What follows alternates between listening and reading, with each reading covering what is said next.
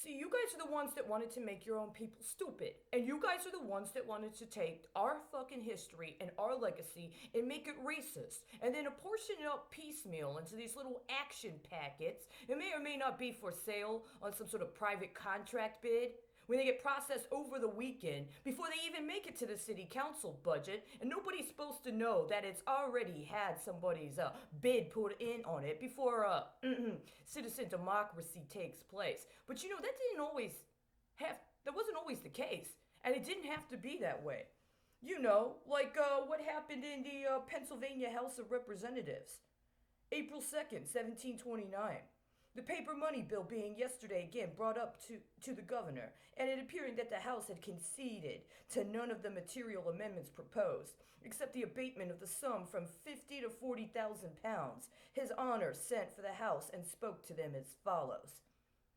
So the governor's letting you know, you guys got some problems with this bill. And so, then what happens? Well, you know the legislator. Well, they respond. April 3rd, sent the following address and answer. May it please the governor. It is with great concern we find ourselves disappointed in obtaining the governor's approbation to the Paper Money Act, in which we have spent so much time and pains. And then what's the governor do? He sits on it for a day. Okay, all right. May 6th, 1729, was sent this day from the governor to the House. Gentlemen, I herewith send you the bill for emitting paper money, to which I shall not now make any other objection. Really? All right.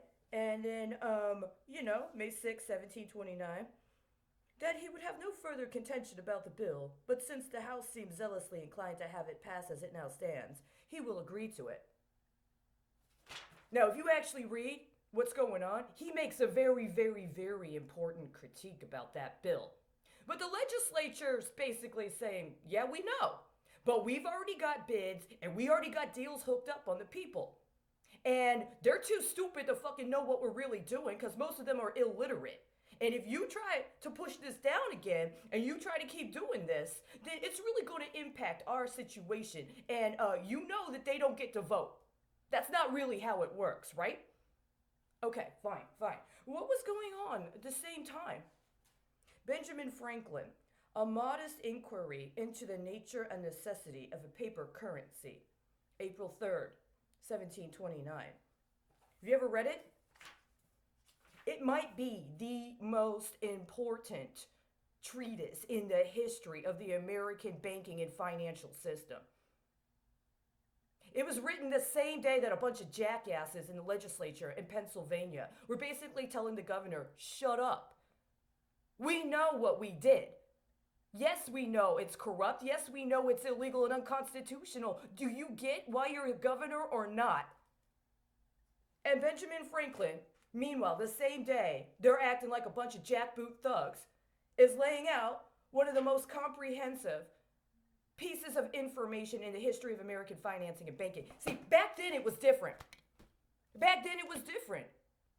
If you're in another part of the city, or you're in another part of town, or you're not able to get on the internet, and you're not able to email someone in order to make the connection in the right time, so that if an act of wire fraud's going on that might be financing an act of terrorism, you can connect with who you need to, so when they confirm it, they can shut it down. It wasn't like that back then. It was spiritual. Who the fuck do you want our America to be? When you're talking about restituting people, or when you're talking about the future for your kids, do you want it to be a bunch of jackasses in the Pennsylvania legislature letting the governor know, hey, we already set this deal up, buddy? Yeah, on one hand, you're right, but they're too stupid to fucking read the fucking bill, so they're not going to know for another 10, 20 years. Or do you want something like what Benjamin Franklin did, which, by the way, is so fucking rich? It took me a week to fucking read it, and I still haven't been able to appropriately invest all of that wealth because you guys are too fucking busy trying to fucking kick back bad fucking bids that didn't fucking deliver. Can you just make a decision?